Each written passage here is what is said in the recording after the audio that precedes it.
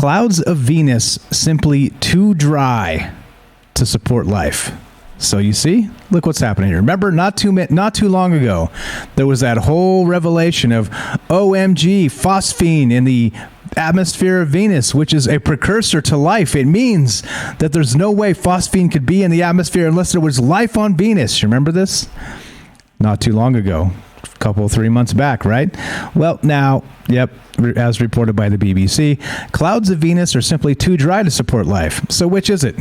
Which is it, people? Can you figure this out? Can you? Yeah. Here we go. It's not possible for life to exist on the clouds of Venus. It's simply too dry, says an international research team led from Queen's University, Belfast, United Kingdom.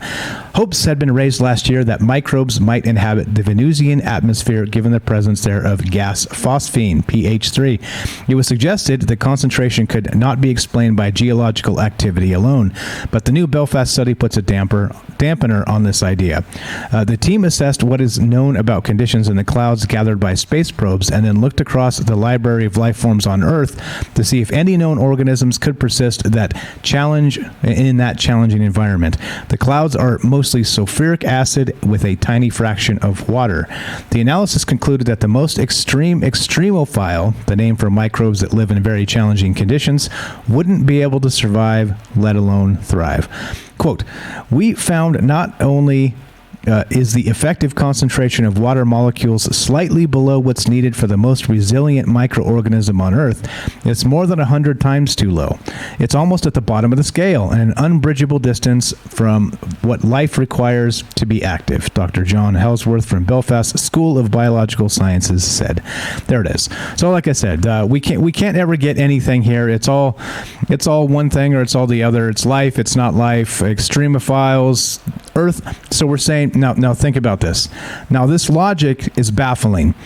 Earth extremophiles cannot live on Venus. All right. So clearly it's too dry to support life.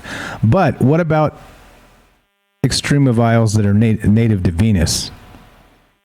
You see what I'm saying? You see what I did there?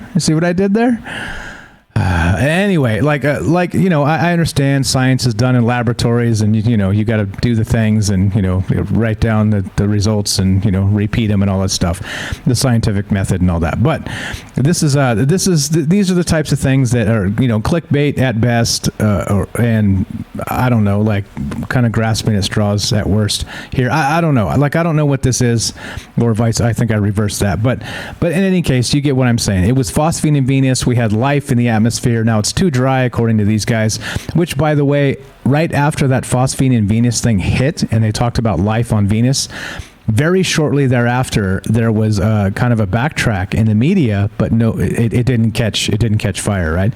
Because it doesn't get the clickbait. And when you're like, oh, by the way, we actually found some things that mean this phosphine is probably not life.